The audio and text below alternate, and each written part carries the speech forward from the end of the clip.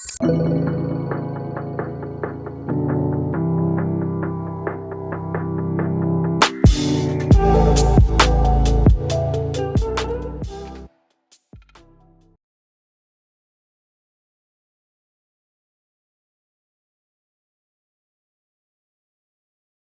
talked earlier about looking at the people you admire and making a list of those virtues. Is there anything else that can help people to see what their strengths are and build more self-approval?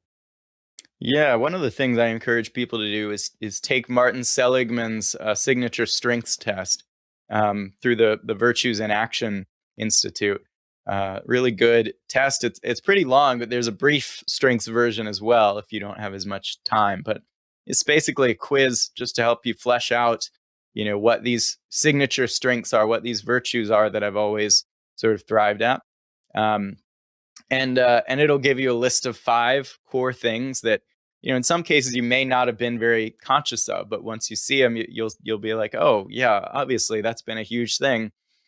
You can also ask, friends, ask family. You can literally send a text to, a bunch of people and say, hey, what do you think I'm doing? What do you think I'm really good at? I'm doing this for a book I'm reading or whatever you can say, but actually do it, because you'll often learn some really new, interesting things. I mean, I've had people say, like, everyone I asked told me the same thing, and it's one I never would have thought of. And so Right. that's another method. You can also just, create your own list based on just thinking through different periods of your life. What was energizing me? What was I really good at in this period? And use all these tools to create sort of a master list. And you can organize and categorize them, but really focusing on those deepest strengths that have been sort of fighting to get out your whole life, and using that as a blueprint essentially for where should I go next? How do I let my life evolve according to these strengths? And it's important to note that we are very motivated by pleasure and gain, actually more so than this hidden dimension of virtue I'm talking about. And that's why it can be so tricky, is that these things are enticing, they are motivating, but they don't actually deliver like we often expect them to. And this is what really delivers. So we need to be paying very careful attention to it. Now, as for how to do it, I think there are a lot of ways to kind of break this down, a lot of exercises you can do to really get in touch with these strengths, these values that you have and admire in others, and how to integrate them into your life.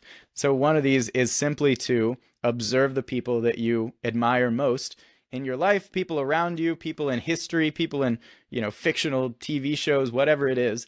Creating a really extensive list of these people and writing down what specific traits do I admire most about these people, and getting that to a point where you can say, okay, this captures everything that I really care about. This is everything that I want to become myself and that I would admire myself for and be proud of. And taking this as a kind of starting point for what you're going to do next, what your next step in your life is. Instead of just looking at that new job and saying, oh, how does the salary compare, right? Saying, how will this enable me to bring out more of these admirable traits than my current job or where I'm at right now? So if we're looking at sort of the midlife crisis range, you're maybe not at the bottom, you're not super depressed, but you are a little lost and you're not sure what to go next.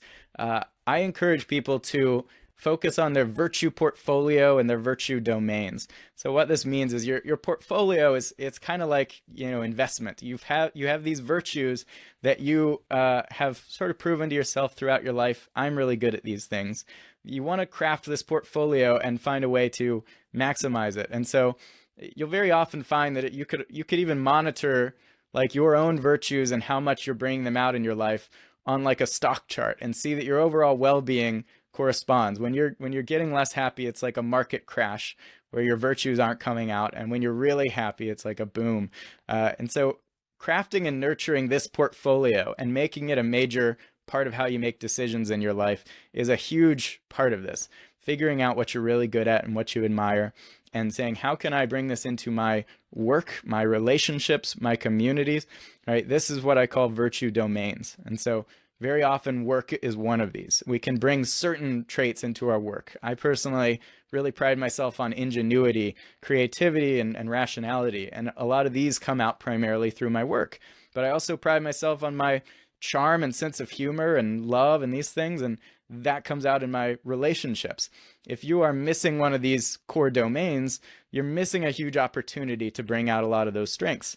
Now, what I have done in the last few years is kind of a step beyond that, which is, I went from having a job that allowed me to bring out some of these traits and, relationships and communities, to building a business where I basically asked myself, how can I combine all 12 of these things that I'm good at and passionate about?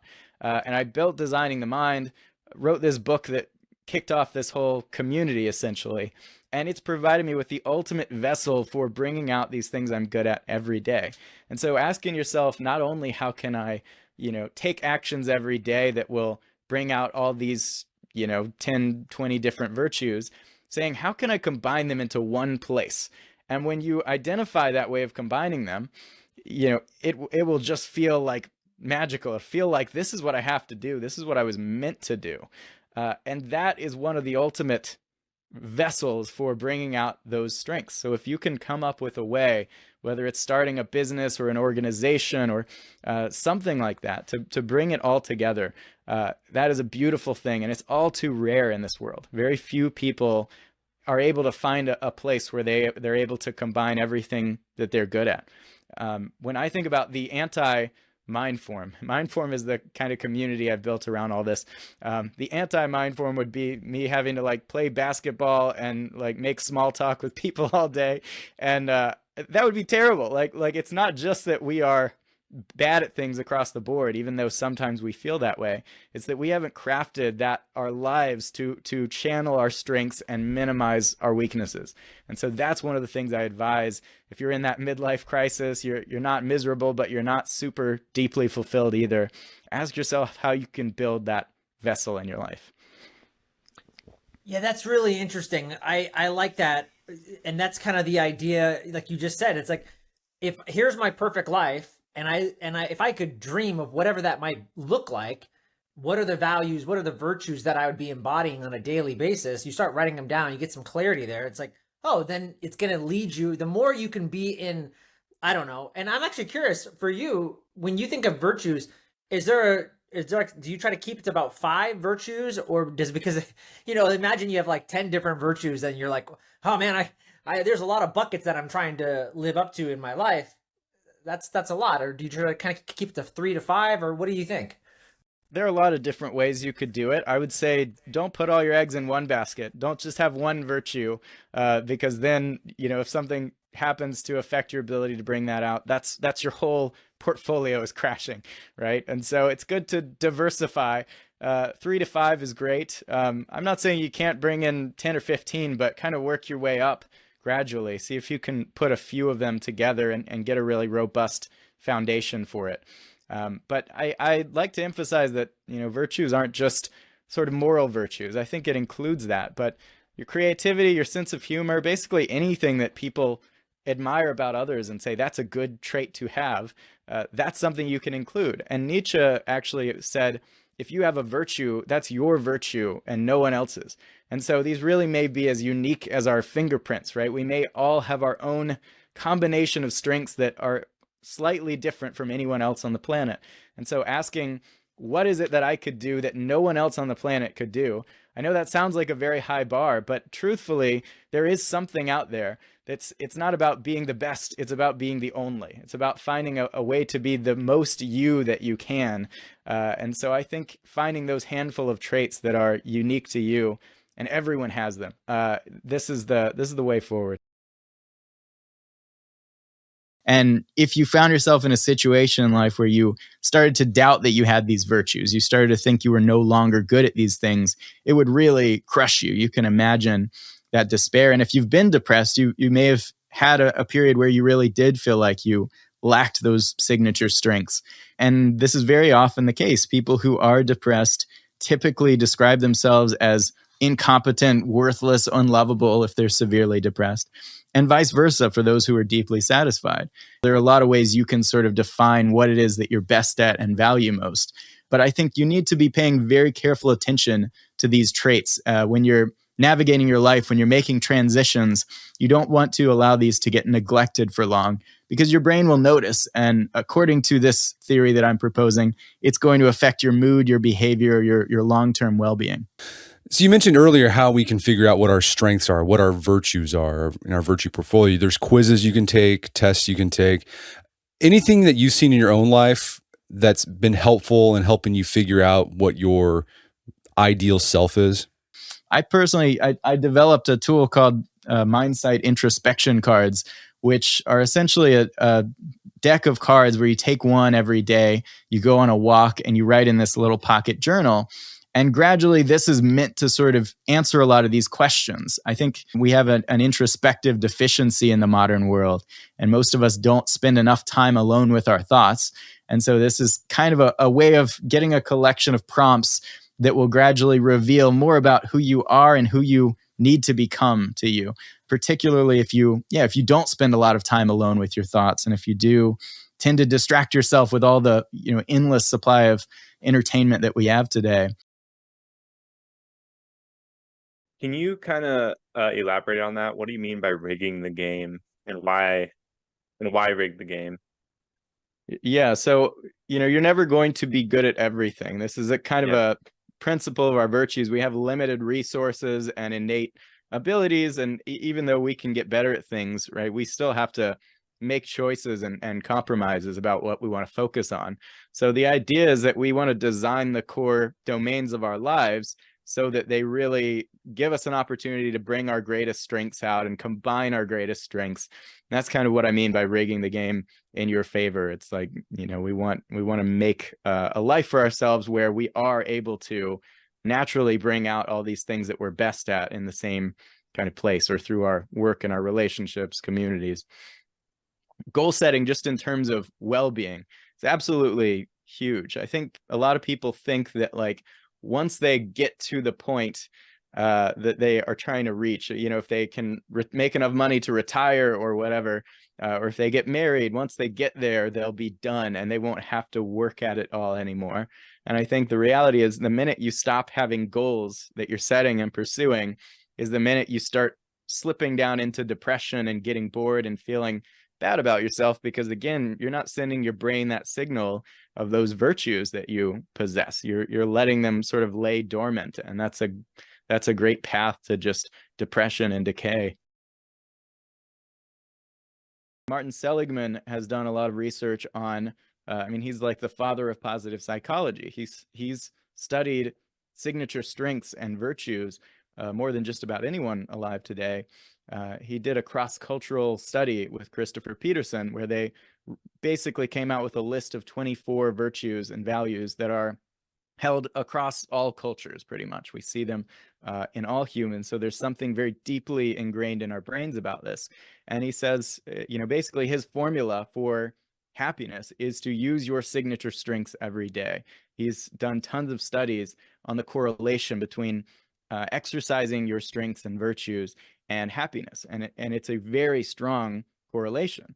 And when I look back at my own life, just for an extra sort of anecdotal layer of evidence, it pretty much maps on perfectly. The times that I was happiest and felt the most fulfilled in my life were the times that I was able to exercise my greatest strengths.